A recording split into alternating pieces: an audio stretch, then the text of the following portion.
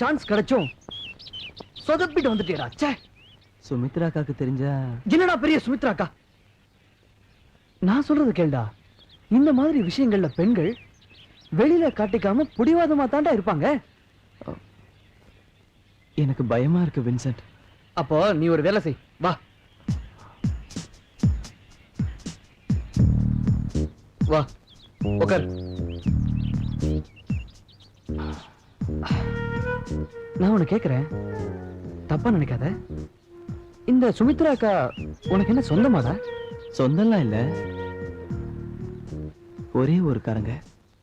அது மட்டும் இல்ல, நான் சின்ன பிள்ளையா இருக்கும் போதே சுமித்ரா அக்காக்கு என்ன ரொம்ப பிடிக்கும். எனக்கும் தான். அப்ப கூட பிறந்தவ இல்லையா?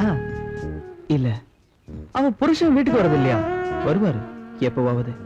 உண்மையை சொல்ல போனா அது ஒரு கதை, அப்புறமா சொல்றேன். உன் செலவெல்லாம் அவங்க தான் கவனிச்சுக்கிறாங்களா? அட கடவுளே, அடுத்த ஜென்மத்திலேயாவது என்ன ஒரு சுரேஷ் ராஜனா படையப்பா. முந்தா நாள் கொடுத்த சரக்கு எப்படி இருந்துச்சு? அதை அடிச்சுட்டு தூங்க போகும்போதுதான் சோலையப்பன் லீலை. ஃபர்ஸ்ட் கிளாஸ் சரக்குடா அது. என் டாடியும் மம்மியும் டைவர்ஸ் பண்ணிக்கலாம்னு டிசைட் பண்ணப்பதான் நான் ஃபர்ஸ்ட் டைம் இதை ருசி பார்த்தேன். கொஞ்ச நாள்ல அவங்க 2 பேரும் காம்ப்ரமைஸ் ஆயிட்டாங்க. நான் இதுக்கு அடிக்ட் ஆயிட்டேன்.